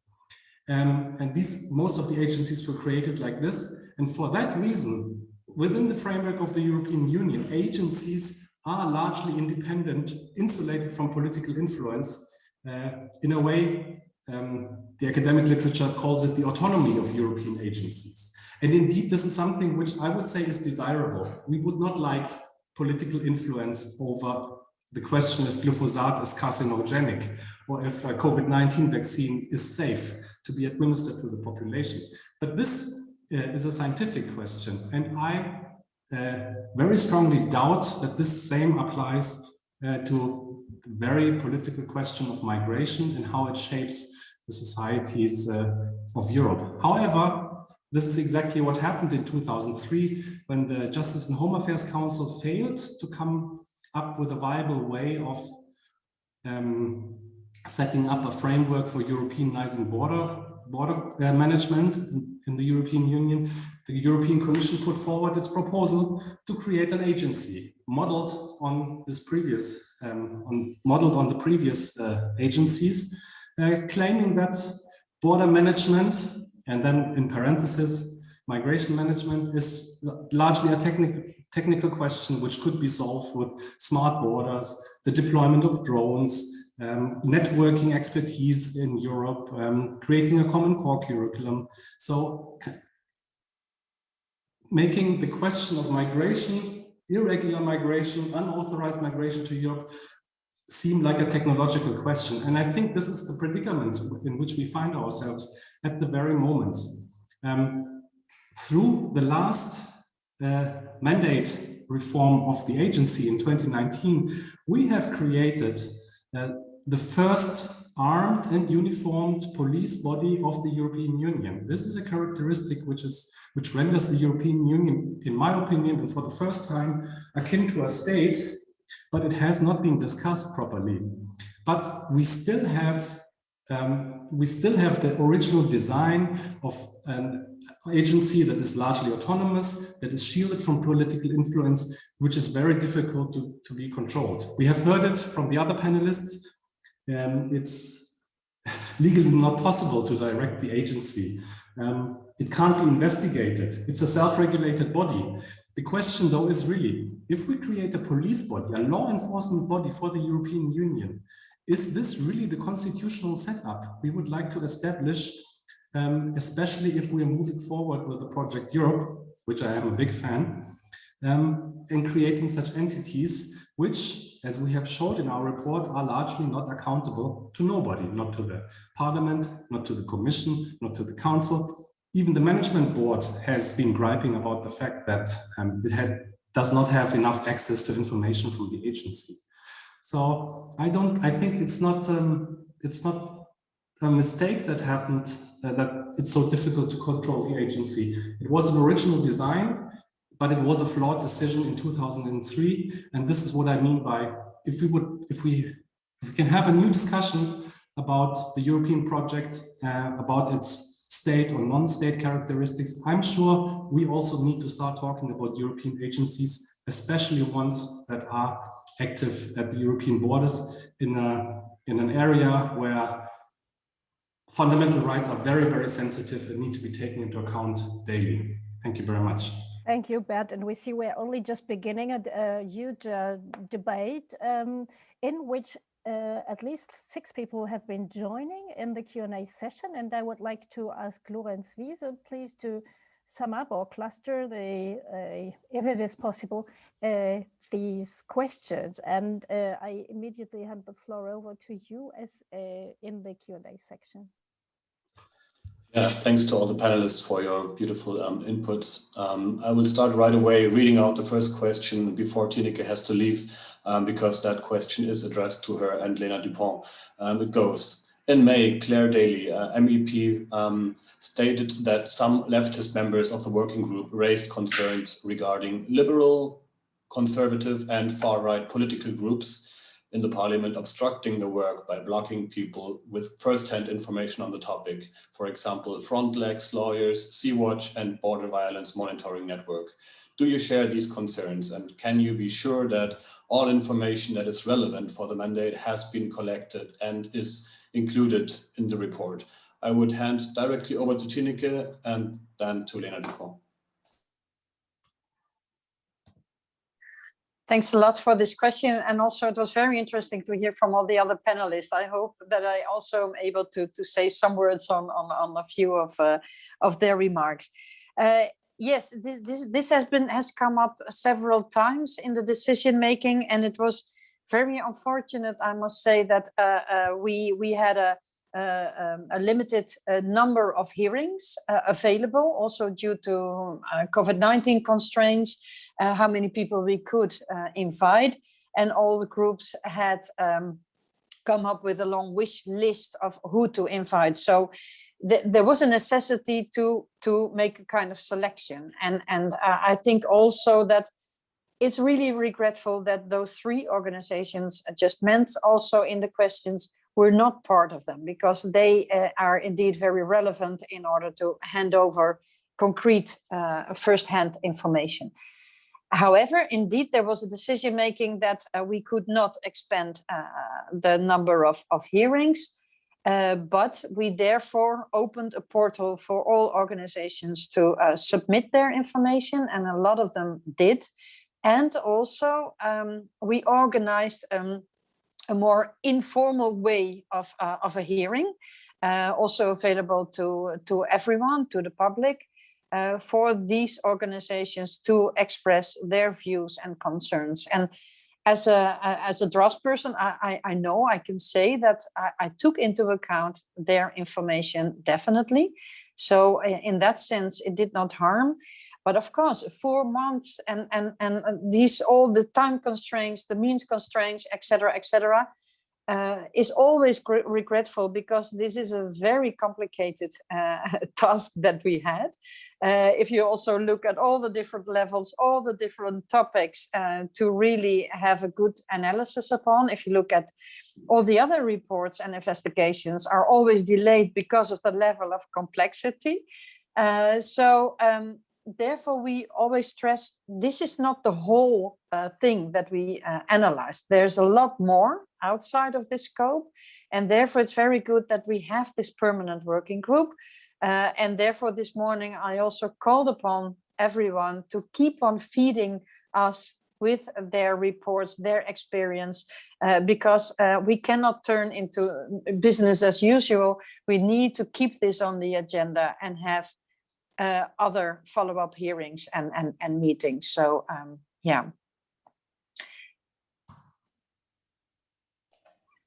Thank you. Lena Düpont, would you want to add something? Yeah, just thanks, of course, because I'd like to maybe add 1 or 2 things. So like Tineke just said, that was one of the reasons why this email account was created, in order to be also, let's say, reachable on this stage on this level. Second, this was also one of the reasons why the working group is set up as a standing working group, or permanent, or however you will call it, but at least until the very end of the legislative period, it will be there, and we will be doing our job, not only to follow up on the report, but of course also helping again the agency fulfilling their mandate. And a second or a third remark here to that, especially with Frontex, but also with the journalists from Bellingcat Lighthouse, or the other way around, Lighthouse Bellingcat. We had, and this was a close cooperation also with the committee in itself, because also in the mandate it is that the prerogative also of the committee to further discuss things that which might not fit into the tight schedule of the working group for the first 4 months. So we did have the hearings also, and the exchanges of view also in committee, just to state that. Thanks. Please feel free to raise your hands on the panel if you would like to add something. If that is not the case, I will proceed with 2 kind of related questions that are directed to the entire panel. That is, firstly, Frontex just wrote that it welcomes the report by the Scrutiny Working Group and its conclusions, which reaffirmed that there is no evidence of the agency's involvement in any violation of human rights. I see this as putting smoke screens. How do you comment it? And also an interesting question here is that particularly for Patrik, Engström and Matthias, but for the whole panel, given that the report highlights the executive director's direct role in many of the deficiencies highlighted, do you think that it's appropriate for Leggeri to remain in this post? Who would like to comment? Stefan Keßler. I can start with that one. And I'm probably going to disappoint both the person responsible for the question and many of the others listening. The discussion on staff matters is not a discussion to be held in a panel. And formally, it is not up to me as representative from a single member state, or if I may, for Matthias as a representative for the Commission to decide this. Thank you, Mr. Engström. Stefan Keßler, you raised your hand too. I don't comment on the second question, just a short comment on the first question. I think the discussion on whether Frontex has been directly involved or not is not that much relevant. The relevance is that these pushbacks are happening, that these pushbacks, that there are conclusive reports of pushbacks taking place all the time, and that Frontex is not proactively engaged in preventing these pushbacks. This is Exactly. the point. Yeah. Okay, now I see in the order Matthias and then Bernd Kasparek. Yeah, thank you. I will be very brief and react on the first question. Smoke screen or not smoke screen, whatever you can say now, the most important thing is that we take the report, that we take the recommendations, that we discuss them in the management board together with the agency, and I have no doubt that the agency will not actively participate as it has done on the FRALA report and in the implementation of the conclusions, and that we as soon as possible get into a modus where we improve those shortcomings which have been identified and where we monitor their implementation. Thank you.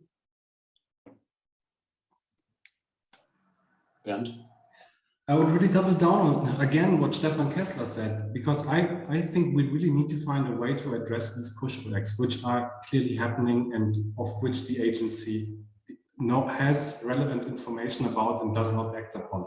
What I do not understand is why we are not discussing this as a more serious problem. Because if I can just make one remark, from my experience, from what we have heard in testimony, pushbacks are not just fundamental rights violations. That is severe enough, but acts of pushback put into question the common European asylum system. Often they involve violence, so it's a criminal matter also involved in these. And more generally, I think we could speak if the common European asylum system and the Geneva Convention, Refugee Convention is not being upheld at the European borders, I think we have an additional crisis of the rule of law in the European Union, not just in Poland and in Hungary, but all along these border sections where pushbacks are occurring systematically. And I believe this is something we should put the agency to use. I do not understand why we're constantly discussing creating extra mechanisms, national mechanisms on monitoring. As I explained before, these agencies are set up to work in a highly technological manner, and Frontex actually has adopted this model. It has at its core the so-called common integrated risk analysis model. Why don't we not push, why do we not put fundamental rights violations and violations of European legislation into this model? Why do we not define this as a risk for the integrity of the European border, and thus make the agency in its highly trained and skilled risk analysis unit start gathering data on, yes, I have to say it again, the rule of law, the state of the rule of law at Europe's borders, in order to have a first step to start addressing this epidemic of pushbacks on a basis of data gathered all across Europe. I think this would be much more feasible than by creating national monitoring mechanisms or kind of bringing in the Fundamental Rights Agency to also start monitoring what is happening at the borders. We have a border agency. Thank you. Thank you, Bernd. Tineke and then Lena Düpont. Yeah, so I did not already look into the reaction of Frontex. I really hope it goes a bit further than just saying, you know, with a lot of relief, like, you know, again, no confirmation of human rights violation, because I wholeheartedly agree with Stefan and Bernd that this is not the point. On the one hand, of course, our scope was very limited, so we cannot say that Frontex is never involved in pushbacks, because this, you know, that would really go against the scope of our investigation. But what's more interesting is we should not be satisfied with that only, even if that was the case, you know, because of these positive obligations that the Frontex has. So they should really have an added value in reducing the risk or preventing fundamental rights violations. So I really hope and I count on Frontex to take this report and the recommendations much more seriously than saying like, okay, so actually nothing is wrong, so we can continue with that. If I may briefly say, I really like that what Stefan said, déjà vu, and also Bernd, because this was actually exactly why we called for the agency to take the views and the advices of the FRO and the Consultative Forum much more seriously, because then indeed we may have prevented becoming in this situation that we are in right now.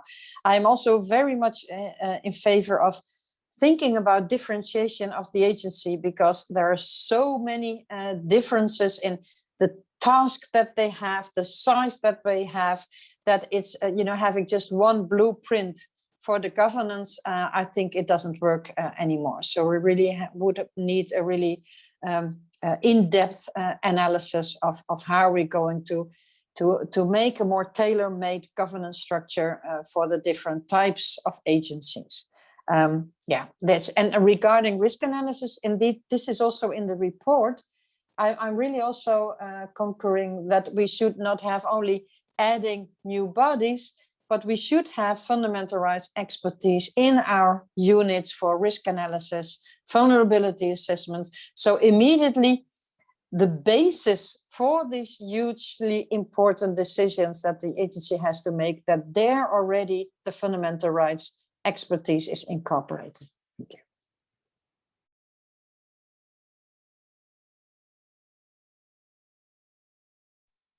Yes, also from my side, thanks for this important and valuable question. I think I would rather comment it like that. If Frontex hadn't welcomed the report, it would have been much worse. So we do have, like Mr. Oehl also said, we do have various reports at hand by now, which basically touch upon, I would say, call it even the same principle question of the ecosystem of not only managing the agency, but also fulfilling the mandate here. So we do have a various, and a lot of actors here who are supposed to do what there is in the mandate, and we still need to find out how to bring them together in a proper way, and how to restructure not only governance, but also the task they do have in order to make it function. So I think that we shall not lose the momentum here by just saying, okay, just Frontex says it welcomes the report, but then it's nothing that follows up, because we never had a scrutiny group before like that, like we have it now. We never had the discussion in that way going on in the management board, with also their first reactions to that. We never had this discussion before, also including the Commission in their role. So I think that it is high time and a good time, not only high time, but a good time to take up these recommendations and follow up on them, of course. And to be honest, from a also going back to my time at university, I really do like, at least, although we might not agree on every part of it, but I like the idea, or also the history that Bernd Kasparek just mentioned when it comes to the area of freedom, security, and home affairs, because actually it is one of the youngest political fields we do have at European level. It automatically touches upon very sensitive issues for member states. and the agency, and there's also, I think, maybe one root for the problems we do have and we were facing and we're discussing, that the agency came in with a high expectation, especially by member states, but was not followed up with the proper, let's say, having the proper instruments at hand to fulfill the various tasks they're about to do. And then it was a political reaction again of extending the mandate. And then various reasons hit not only the agency, but the political level as a whole, why it has not been able to already adhere to what was agreed in 2019. And only as a last remark, because I found it, coming from the academic perspective, I can understand it. Coming from the political perspective, I wouldn't say that we actually need to repoliticize the migration management, because I never felt it was less than a political question also when we come to the common asylum and migration package, but this just on a footnote here. Thank you very much for all these answers and insights. It's astonishing that actually all of you seem to agree that this momentum should not be lost, and I'm curious to find out to what extent the summer break will lower the attention on these topics in the next weeks. The next question is directed to Matthias Oehl.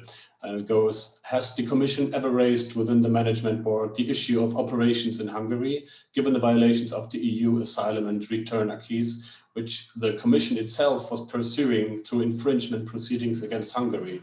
Would that not have required to raise a red flag, particularly since the Frontex fundamental rights officer herself had raised high risks of Frontex officers being implicated in the violations happening in the context of the operations in Hungary?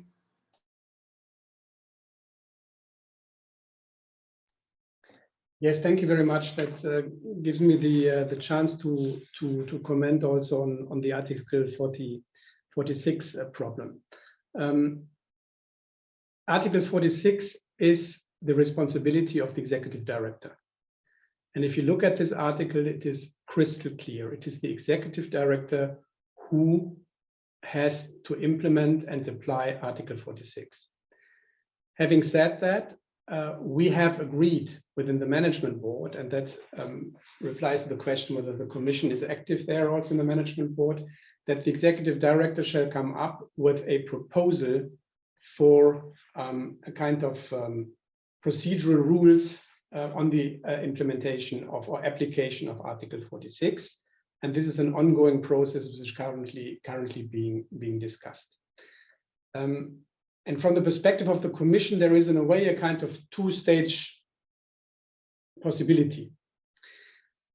The executive director has within the agency a whole instrumentarium available to get all the information in order to take a decision. There is the fundamental rights officer, there is and his monitors, etc. There is the consultative forum. There are the liaison officers on the ground. There are the Frontex officers on the ground. And our opinion is that this intelligence should be first and foremost used in order to see whether there is a case for Article 46 or not. The second phase is, of course, such decisions have a high political or can have a high political dimension. And in this context, the management board comes in. And of course, the executive director can always put this topic on the agenda of the management board, where it can then be further discussed. And of course, the Commission is also involved in this context. That is the situation. Let me also make one side remark. I think in every single case, we also should consider and take into account that the presence of Frontex on the ground has a very positive effect. So if Frontex is no longer present, there is also then can also occur a certain deficit. Having said that, we have, and the Commission has clearly said on the Hungarian case, that this should be treated with the utmost possible vigilance. And you know the decision taken in this respect. Thank you. I see some disagreement. Bernd Kasparek not being in accordance, but first, Stefan Keßler, please, directly related. The consultative has to present regularly the annual report to the management board. And of course, we have several times brought the issue of Hungary, of fundamental rights violations in Hungary, of the question whether Frontex should remove from Hungary. We have brought that to the table of the management board several times. The reaction was always, aha. There was one time a very emotional reaction from the representative of Hungary, but that was all. So there was at least no discussion of the management board, neither of the commission with the consultative forum on what should happen. And I'm happy to hear that there is now the management board waiting for a proposal of the executive director for procedural rules. But why are you still waiting for that? The problem has been raised since 2013. And I wonder whether procedural rules will help. What we need is a clear set of criteria at which moment must the executive director say, this is a red line, I stop that. And I see the management board at least giving guidance to the executive director, clear guidance, what should be that red line? What should be the criteria of that red line? It's not the, of course, finally the executive director is making the final decision, but there should be the role of the management board is to give the guidance, to give the clear set of rules to the executive director how to do the job.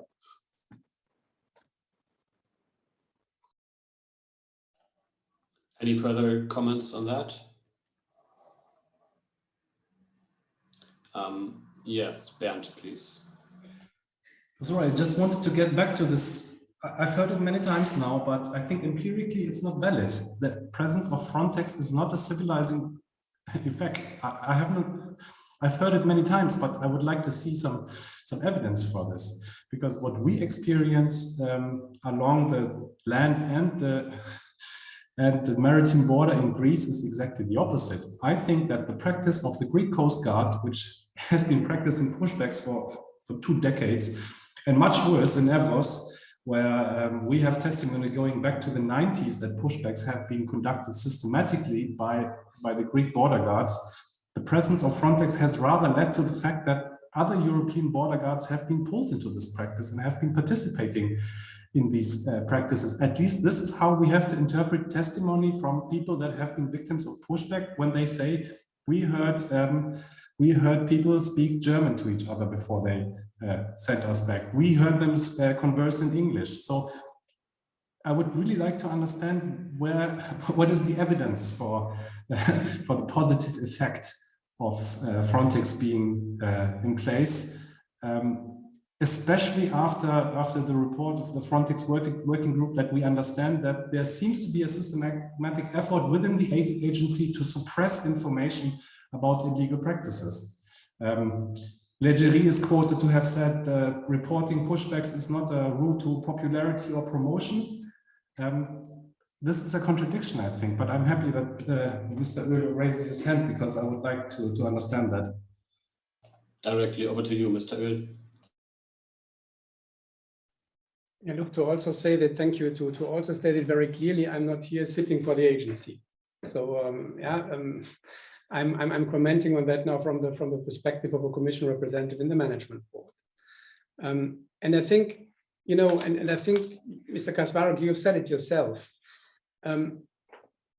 We are 1.5 years after the entering into force of the EVCG 2.0 regulation. It entered into force in December 2019. And this regulation has brought a lot of strengthening of fundamental rights in the work of the agency. I can give you the example that the agency had to provide a fundamental rights strategy, with this by now on the table. We have the fundamental rights officer with the 40 fundamental rights monitors, which are late, but which are being recruited. And by the way, Mr. Keßler, the appointing authority for the fundamental rights officer is for the monitors is the fundamental rights officer. We both know that. We have a code of conduct developed in very close cooperation with the UNHCR. We have a special mechanism in the agency where every guard on the ground can make use of in case he or she spots fundamental rights violation. When it comes to returns, the fundamental rights officer must be in the process of monitoring of all operations in future. And I think this is ample evidence, that on paper, the rules are there. And now, once again, we are 1.5 years after the entering into force of this regulation, which is a paradigm change for the agency, which for the first time will have EU officials which wear uniforms, which can use weapons, and which can exercise executive powers. It was a lot of work. It was a lot of new territory legally also for the Commission to check against the statute of staff statute, etc., to have the proper rules in place for this. This is done, and now we have to also see how it further develops. But I think, to refer to 2012 or whatever doesn't help in this context, because we are in a totally new ballgame. From the size, the responsibility of the agency, but also for the rules available in order to protect fundamental rights. Thank you. Thank you. I start recognizing that we should have taken 3 hours for this ample panel. Time is running out. Nevertheless, I would like to give Patrik Engström and Tineke Strik again the chance to comment.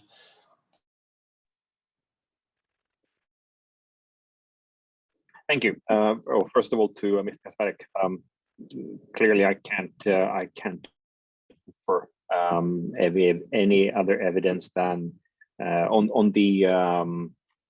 how Frontex participation or presence on the borders can also help to improve fundamental rights than the deployment of Swedish resources.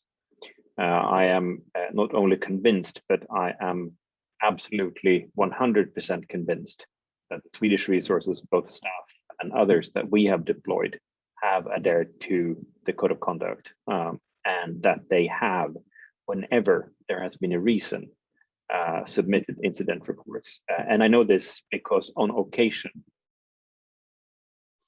they have asked me for advice, and our instruction to Swedish deployed staff is whether they are deployed in a Frontex operation, in a UN operation, or when they are deployed nationally in any kind of Swedish operation, is to always, always, always report any suspicion of wrongdoing. That's the way we deploy. However, I've seen in some of the questions, and I've heard in some of the questions in the panel, comments made on, and I think Matthias mentioned it himself, that this is the buildup of the standing core. The most recent change in the Frontex regulation is a paradigm shift. This is the creation of a new kind of law enforcement agency. And law enforcement agencies, be they national, be they federal, or be they transnational, require oversight, strict oversight mechanisms. And I saw in one of the questions that perhaps the next iteration of the Frontex regulation will need to look more into both internal and external oversight of the enforcement capacity of the agency. Me, for once, and representing Sweden, would definitely welcome.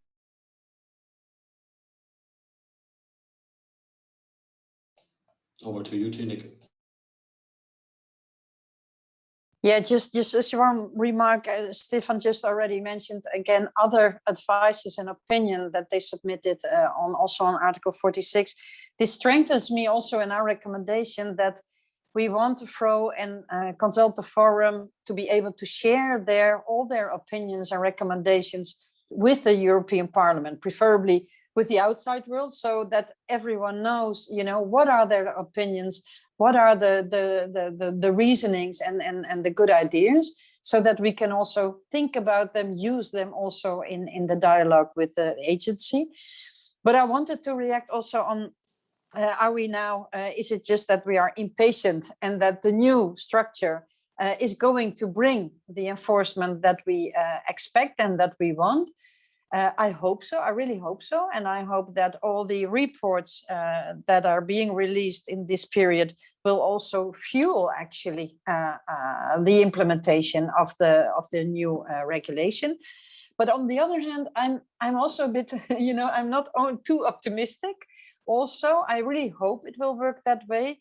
But there are also more structural issues, I think, and that may also be related to the whole structure. That on the one hand, the external borders are the sovereignty of the border member states, of course. So what I also identified, Frontex is working under the authorization of the host member states. On the other hand, Frontex, of course, also wants to have a raison d'être, wants to be there, wants to, have a reason to stay and maybe also to grow, but at least to have the possibility to exercise its mandate. And there, I really wonder, doesn't this create too much tensions? Because once Frontex becomes too critical, they run the risk to be instructed to stay away from where the incidents take place, perhaps, or we also saw it in the documents that certain officials got a repercussion after submitting a serious incident report. They were just asked to go somewhere else. And if Frontex is going to contest that, when doesn't it going to trigger that a member state says at a certain moment, we don't need you anymore in our country? I don't think it's a coincidence that Croatia says, well, we like you in the air, but we don't want you on the ground, and so this is, Bernd was talking about the European project. Maybe if despite the new obligation, the new regulation and the reports, if the problems that we are now facing appear to be persistent, we might need to think a bit further ahead. If we not should think on the idea of having real European borders, given Frontex a stronger position, a stronger mandate, so that it cannot be sent away. It has specific responsibilities, maybe hand in hand with the host member state, but not under the supervision, instruction, authorization of the host member state. I don't know, but I have the feeling that this structure creates some perverse incentives that really need to be open and frank about and see if it's really working. And especially on top of that, of course, the impunity we already have with human rights violations at the national level and the lack of follow-up and enforcement from the EU level. This together makes it a very hard job to really revise and to tackle the persistent violations that we see. Thank you.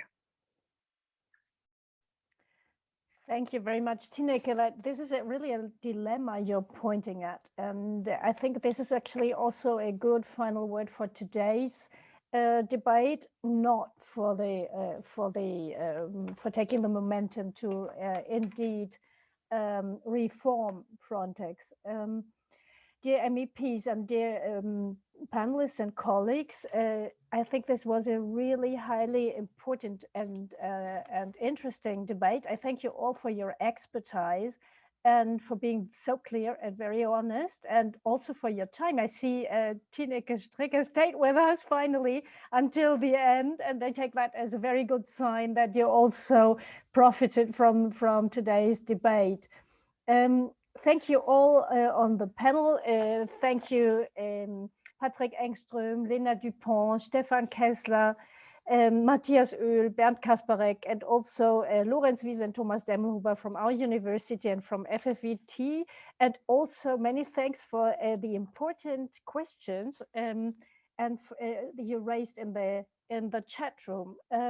I very much hope that we will accompany the following steps to go, both politically and also scientifically, including also two very important questions that haven't been raised, but that are to be followed in the future, namely who actually has powers to investigate the many allegations.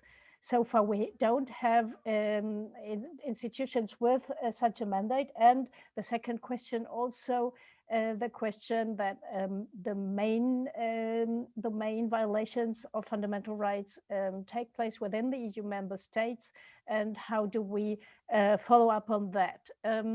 So we remain critically and closely following up these topics, and I would finally remind you of the evaluation that we have prepared for you, and that would be very important for us.